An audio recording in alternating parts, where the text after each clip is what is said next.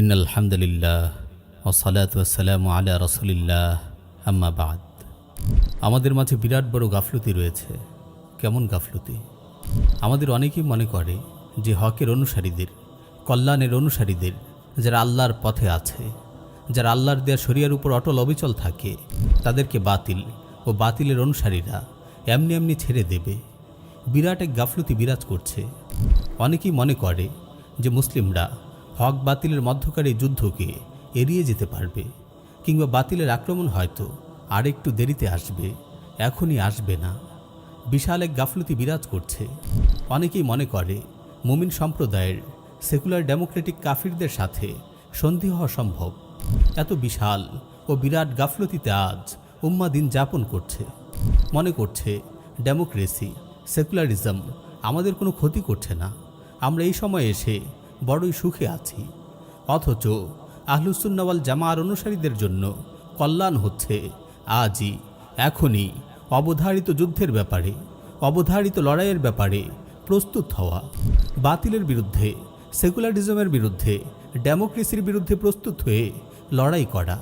Secularism, ডেমোক্রেসির মতো ভয়ঙ্কর কুফুরিতে নিজেদের সমর্পণ না করা।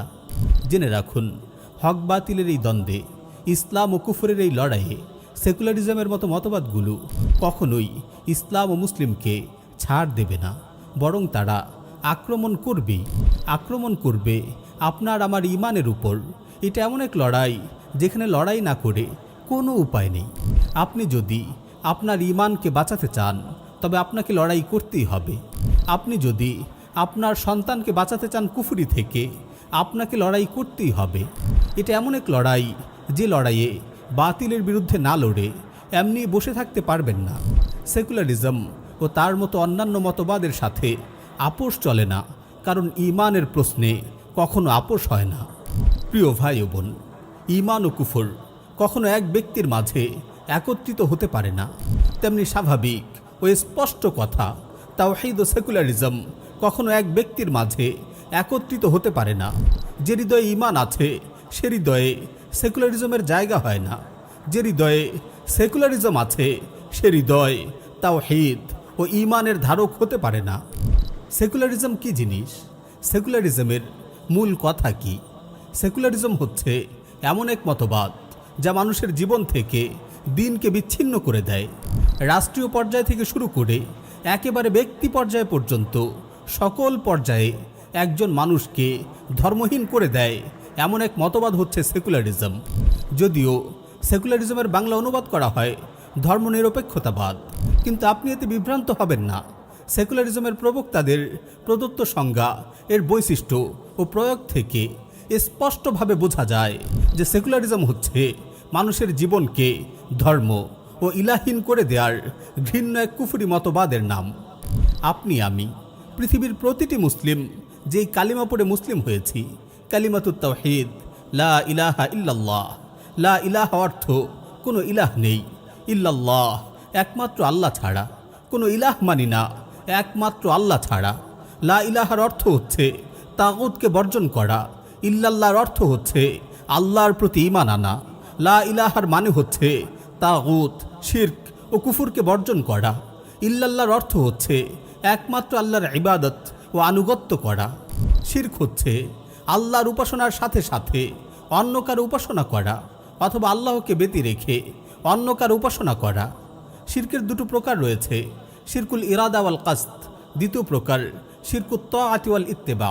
শিরকুল ইরাদা ওয়াল কাসদ হচ্ছে ইবাদতের কোনো কাজ, যেমন সালাত, কুরবানি, দোয়া, মানত আল্লাহ ছাড়া অন্য কারো উদ্দেশ্যে করা, যেমনি জাহিলি যুগের মানুষেরা করত। আর তারা বলতো, মা না'বুদুহুম ইল্লা লিয়ুকাররিবুনা ইলাল্লাহি যুলফা। আমরা তো এদের পূজা এজন্যই করি যে এরা আমাদেরকে আল্লাহর সান্নিধ্যে এনে দেবে। এখানে তাগুতের আসনে বসানো হয় কোনো মূর্তি, প্রতিমা, মৃত ব্যক্তির মাজার, কিংবা কোনো জীবিত ভণ্ডপীর, জিন ইত্যাদিকে। শিরকুত তাআ ওয়াল ইত্তিবা হচ্ছে আল্লাহ প্রদত্ত শরিয়ার বিরোধিতা করা, আল্লাহর দেয়া হুকুম ও শাসন মেনে না নেয়া। আর এ না মানাই ইসলাম ও জাহিলিয়াতের মধ্যকার পার্থক্য রেখা, ঈমান ও কুফরের পার্থক্য রেখা। একজন মুমিন কখনোই আল্লাহর শরিয়া, আল্লাহর দেয়া বিধিবিধানকে প্রত্যাখ্যান করে না, অস্বীকার করে না, না মানার মানসিকতা রাখে না। আর একজন কাফির, একজন মুশরিক, সে আল্লাহর বিধানের বিপরীতে মানব রচিত বিধিবিধানকে গ্রহণ করে নেয় মনে প্রাণে। এখানে তাগুতের আসনে বসানো হয় কোনো নেতা, শাসক, কোনো আইন প্রণয়ন কমিটি, কোনো সংবিধান প্রণেতা পার্লামেন্ট, কোনো মানবরচিত সংবিধান, কোনো দলের মূলনীতি ও কোনো কুফরি মতবাদকে। বাস্তবতা হচ্ছে উভয় প্রকার শিরকের কারণ একই জায়গায় এসে একত্রিত হয়, আর সেটা হচ্ছে তাগুতকে বর্জন না করা ও আল্লাহর প্রতি ঈমান না আনা। যদি সত্যি কুফরি মতবাদের অনুসারী ঈমান আনত, তবে সে এক আল্লাহর ইবাদত করত, এক আল্লাহর দেয়া বিধানই হতো তার জীবন যাপনের সংবিধান। সে অন্যদিকে অন্য মতে দীক্ষিত হতো না। সে ওই বিধানই গ্রহণ করত যে বিধান রাব্বুল আলামিন তার রাসূলের মাধ্যমে পাঠিয়েছেন আর ঘোষণা করেছেন, ইনিল হুকমু ইল্লা লিল্লাহ আমারা আল্লাহ তা'বুদু ইল্লা ইয়্যাহ যালিকাদ দীনুল কাইয়্যিম ওয়ালাকিন্না আকসারান নাসি লা ইয়ালামুন। হুকুম দেওয়ার, বিধান দেওয়ার অধিকার শুধু আল্লাহরই। তিনি নির্দেশ দিয়েছেন যে তোমরা শুধুমাত্র তারই ইবাদত করবে, আর কারো ইবাদত করবে না। এটাই সরল সঠিক দিন, কিন্তু অধিকাংশ মানুষ এটা অবগত নয়। ইংরেজ, ফরাসি, পর্তুগিজ প্রভৃতি উপনিবেশিক শক্তির আক্রমণ ও দখলদারিত্বের পূর্বে মুসলিম ভূখণ্ডের কোনো মানুষ কখনো চিন্তাই করতে পারেনি যে মুসলিম সমাজ, মুসলিম রাষ্ট্র আল্লাহর শরিয়া ছাড়া কোনো তাগুতি মতবাদ বা সংবিধানের আলোকে পরিচালিত হতে পারে।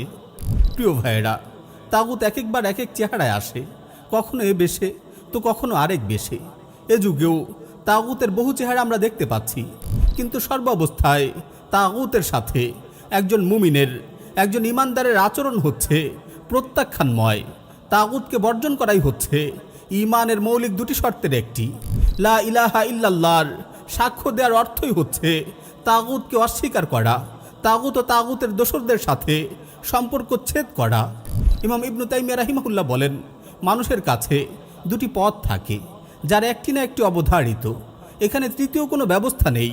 হয় মানুষ আল্লাহর দাসত্ব করবে, অন্যথায় সে এই দাসত্বকে ত্যাগ করে গায়রুল্লাহর দাসত্ব করবে।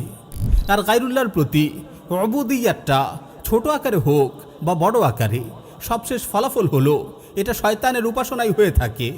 অথচ রাব্বুল আলামিন আমাদের প্রতি লক্ষ্য করে বলেছেন, আলাম আহাদ ইলাইকুম ইয়া বানি আদম আল্লা তা'বুদুশ শাইতান ইন্নাহু লাকুম আদুউম মুবিন ওয়া আন ই'বুদুনি হাযা সিরাতুম মুস্তাকিম। হে আদম সন্তান, আমি কি তোমাদেরকে নির্দেশ দেইনি যে তোমরা শয়তানের ইবাদত করো না? কারণ সে তোমাদের প্রকাশ্য দুশমন, আর আমারই ইবাদত করো, এটাই সরল সঠিক পথ। বলা বাহুল্য, ইতিহাসে বারবার তাগুতের চেহারা বদলেছে। আরবরা মূর্তি পূজা করত, সেখানে পুরুষ নারীর মূর্তি ছিল। বহু বাতিল ধর্মেও আজও মূর্তির পূজা রয়েছে। আবার ইউরোপের অন্ধকার যুগ শেষ হয়ে রিফরমেশন, এনলাইটেনমেন্টের সময় হয়ে ঊনবিংশ, বিংশ ও একবিংশ শতাব্দীতে বহু আপডেট তাগুত ও মূর্তি এসেছে। মানুষ শয়তানের প্ররোচনায় এসব মূর্তি তৈরি করেছে তাদের পূজা অর্চনার জন্য। পুরনো মূর্তি ও তাগুতের স্থানে নতুন মূর্তি ও তাগুত এসে বসেছে। এমন কিছু তাগুত ও মূর্তি হচ্ছে রাষ্ট্র, রাষ্ট্র পরিচালক, দলীয় মতবাদ, কমিউনিজম, সেকুলারিজম, হিউম্যানিজম ইত্যাদি। নিঃসন্দেহে সেকুলারিজম তাগুতি জাহিলি কুফরি মতবাদ। এক কথায় সেকুলারিজম সম্পর্কে এভাবেই বলতে হবে যে সেকুলারিজম হচ্ছে তাগুতি জাহিলি কুফরি মতবাদ। সেকুলারিজমের গঠনতন্ত্রের মধ্যেই রয়েছে এমন শর্ত বৈশিষ্ট্য যা কালিমাতুশ শাহাদাহ লা ইলাহা ইল্লাল্লাহর সম্পূর্ণ বিপরীত। সেকুলারিজমের দুটি মৌলিক শর্ত হচ্ছে, এক, সেকুলারিজম হচ্ছে আল্লাহকে অস্বীকার করে মানবীয় আকলকে ও নফসকে প্রভু বানানো। দুই, সেকুলারিজম হচ্ছে আল্লাহর নাজিলকৃত বিধান দিয়ে বিচার ফায়সালা না করে মানব রচিত বিধিবিধান দিয়ে বিচার ফায়সালা করা, যা অকাট্য শিরক ও কুফরি। আর আল্লাহকে ছেড়ে নফস ও আকলকে প্রভু বানানো, আল্লাহর শরিয়া ছেড়ে মানব রচিত সংবিধানকে শিরোধার্য করা, তার অনুসরণ ও অনুকরণ করার মানে হচ্ছে আকলকে ও মানব রচিত সংবিধানকে তাগুতের আসনে আসীন করা। তাই সেকুলারিজম হচ্ছে স্পষ্ট জাহিলিয়াত। এমন জাহিলিয়াত কি কখনো মুমিনদের কাম্য হতে পারে? এমন জাহিলিয়াত যদি কোনো মুমিন কামনা করে, তার মানে সে তাগুতকে কামনা করে। আর তাগুতকে কামনাকারী মুমিন হতে পারে না। আল্লাহ রাব্বুল আলামিন ইরশাদ করেন, ওয়া লাম ইয়াহকুম বিমা আনজালাল্লাহ ফাউলাইকা হুমুল কাফিরুন। আল্লাহ যা নাজিল করেছেন সে অনুযায়ী যারা বিচার ফয়সালা করে না তারাই কাফির। আমার ভাইয়েরা, অনেকেই সেকুলারিজমের কুফরি নিয়ে, ডেমোক্রেসির কুফরি নিয়ে বিভ্রান্ত। আসলেই কি সেকুলারিজম কুফর? এমন বিভ্রান্তি ইসলামে শিক্ষা না থাকার কারণে ও পশ্চিমা শিক্ষা ব্যবস্থার প্রসারের কারণে হয়ে থাকে। না হলে কালিমাতুত তাইয়্যিবাহ লা ইলাহা ইল্লাল্লাহর সাথে স্পষ্ট বিরোধ থাকার পরেও সেকুলারিজমের কুফরি নিয়ে সন্দেহ থাকার কথা না। যারা এই নিয়ে সংশয় সন্দেহে রয়েছেন তাদের বলি, আপনি দেখুন ইসলামী দাওয়াতের ইতিহাস, শতাব্দীর পর শতাব্দী জুড়ে মুসলিমদের ইতিহাস দেখুন। দেখুন কুরআনুল কারীমের শুরু থেকে শেষ পর্যন্ত, দেখুন রাসূল সাল্লাল্লাহু আলাইহি ওয়াসাল্লামের সুন্নাহর মাঝে শুরু থেকে শেষ পর্যন্ত সব স্থানেই আপনি এরকম সন্দেহের স্পষ্ট অপনোদন পাবেন। সব স্থানেই আপনি ঈমান ও কুফরের লড়াইয়ের বর্ণনা পাবেন, কুফর ও শিরকের অপনোদন পাবেন। এখানে আর কোনো সন্দেহের অবকাশ থাকে না। রাসূল সাল্লাল্লাহু আলাইহি ওয়াসাল্লাম ও তার সাহাবীগণ কি এত কষ্ট, এত দুর্ভোগ সহ্য করেছেন, এত যুদ্ধ জিহাদ করেছেন এজন্যেই যে কিছু মানুষ কেবল বলবে লা ইলাহা ইল্লাল্লাহ, আর তাদের জন্য এটাই যথেষ্ট হয়ে যাবে। আর এরপর সেসব মানুষ আল্লাহর দেয়া বিধান ছেড়ে সেকুলারিজমের ধ্বজাধারীদের আহ্বানে তাগুতি সংবিধানের দ্বারা শাসন ও বিচার করবে। এজন্যই কি কোরআনের প্রতিটি সূরা নাজিল হয়েছে যে আল্লাহর জমিনে আল্লাহর দিন নয় বরং মানবরচিত বাতিল মতবাদ প্রতিষ্ঠিত হবে।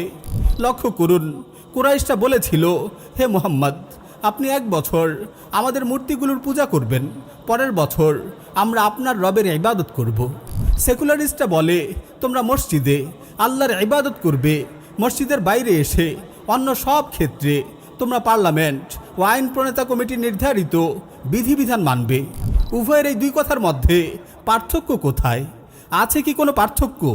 1 বছর মূর্তির পূজা, 1 বছর আল্লাহর ইবাদত, মসজিদে আল্লাহর ইবাদত, মসজিদের বাইরে গায়রুল্লাহর পূজা, এই দুই কথার মধ্যে পার্থক্য কোথায়? প্রিয় ভাইরা, সেকুলারিজমের ধ্বজাধারীদের নিয়ে আমাদের কেউ কেউ হয়তো কখনো কখনো দ্বিধায় পড়ে যায়। আসলেই কি এমন মিষ্টি ভাষার কেউ সেকুলার হতে পারে?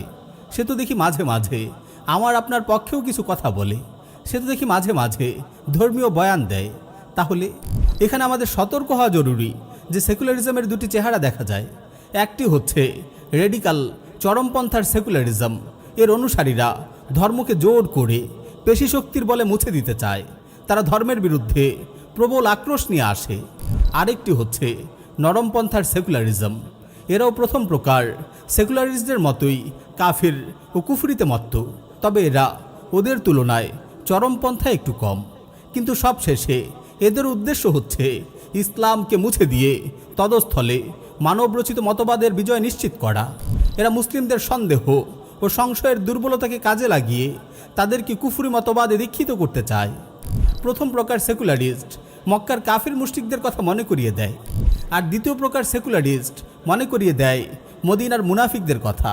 মূলত উভয়ই এক অভিন্ন, তাদের লক্ষ্য উদ্দেশ্য এক অভিন্ন, তাদের মাঝেও এদের মাঝে কোনো রকম তফাৎ নেই।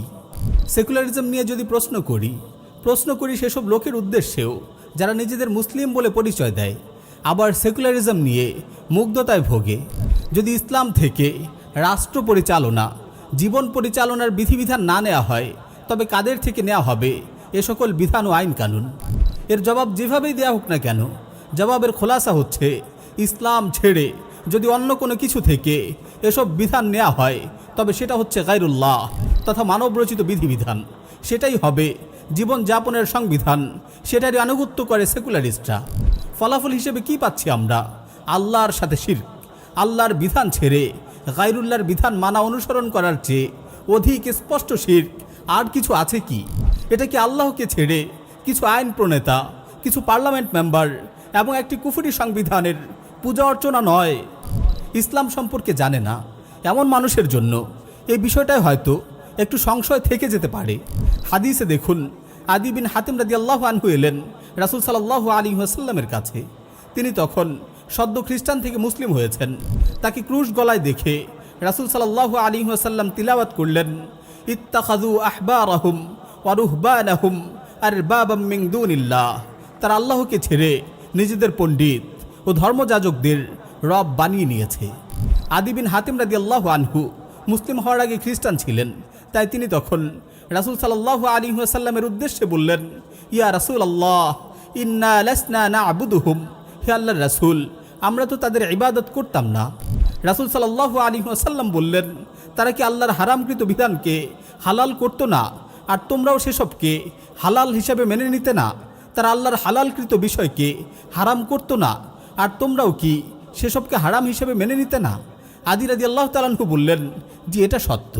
তখন রাসূল সাল্লাল্লাহু আলাইহি ওয়াসাল্লাম বললেন, ফাতিলকা ইবাদাতুহুম, এটাই হলো তাদের ইবাদত করা।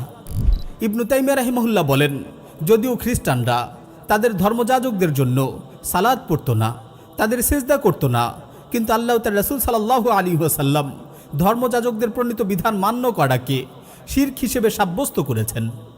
সেকুলারিজমের স্বরূপের দিকে লক্ষ্য করুন, এটাও একই রকম শিরক, যেখানে আল্লাহর স্থলে বিধানদাতা হিসেবে মান্য করা হয় পার্লামেন্ট বা এরকম অন্যান্য আইন প্রণয়নকারী সংস্থাকে, আল্লাহর স্থলে তাগুতকে বসিয়ে করা হয় পূজা অর্চনা। আজকে উম্মার খুবই দুর্দশা। উম্মা কখনোই সেকুলারিস্টদের, কমিউনিস্টদের সাথে আপোষ করতে পারে না। যদি উম্মার মাঝে ইব্রাহিম আলাইহিস সালাতু ওয়াস সালামের মতো ওয়ালা বারা থাকতো, তবে তারা কখনোই এমন হতো না। কিভাবে ওদের সাথে বন্ধুত্ব, সদ্ভাব সম্ভব একজন মুমিনের জন্য, যে মুমিন আল্লাহ তার রাসূলের প্রতি ঈমান এনেছে আখিরাতের প্রতি। রাব্বুল আলামিন ইরশাদ করেন, লা তাজিদু কওমান ইউমিনুনা বিল্লাহি ওয়াল ইয়াউমিল আখির ইউআদ্দুনা মান হাদ্দাল্লাহা ওয়া রাসূলাহু ওয়ালাউ কানু আবাআহুম আও আবনাআহুম আও ইখওয়ানাহুম আও আশীরাতাহুম।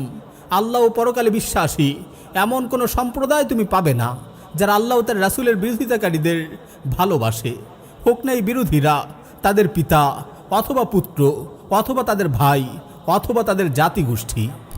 আহলুস সুন্নাহ ওয়াল জামাআর জন্য এখনও কি সময় হয়নি বাহ্যিক ও অভ্যন্তরীণ সব দিক থেকে আক্রমণকারী এই ভয়ঙ্কর সেকুলারিজমকে ছুঁড়ে ফেলার? এখনও কি সময় হয়নি সতর্ক হওয়ার? এখনও কি সময় হয়নি নিজের আকীদা অস্তিত্বের হেফাজতের জন্য এসব মতবাদের বিরুদ্ধে লড়াই করার? এখনও কি সময় হয়নি সেকুলারিজম, কমিউনিজমের মতো মতবাদকে ছুঁড়ে ফেলে এক আল্লাহর দেয়া ইসলাম ও ইসলামী শরিয়ার ছায়াতলে আশ্রয় নেবার? এখনও কি সময় হয়নি সেকুলারিস্ট, কমিউনিস্ট, মুনাফিক ও কাফিরদের মুখোশ উন্মোচন করে তাদের ভয়ঙ্কর কুটচাল ও ষড়যন্ত্রের কথা উম্মার সামনে তুলে ধরার? এখনও কি সময় হয়নি সত্য দিনের শরিয়াকে প্রতিষ্ঠিত করার লড়াইয়ে এগিয়ে আসার? এখনও কি সময় হয়নি আপন রবের দিকে ফিরে আসার? আলাম ইয়ানি লিল্লাযীনা আমানু আন তাখশা কুলুবুহুম লিযিকরিল্লাহ ওয়া মা নাযালা মিনাল হক। মুমিনদের জন্য কি আল্লাহর স্মরণে এবং অবতীর্ণ সত্যের জন্য হৃদয় বিগলিত হওয়ার সময় আসেনি? আল্লাহর কাছে আমরা হেদায়েত ও আলোর প্রার্থনা করি। একমাত্র তারই কাছে আমরা তৌফিক ও অটল অবিচল থাকার সৌভাগ্য কামনা করি, আর তিনি সকল কিছু করতে সক্ষম। ওয়া আখিরু দাওয়ানা আনিল হামদুলিল্লাহি রাব্বিল আলামিন।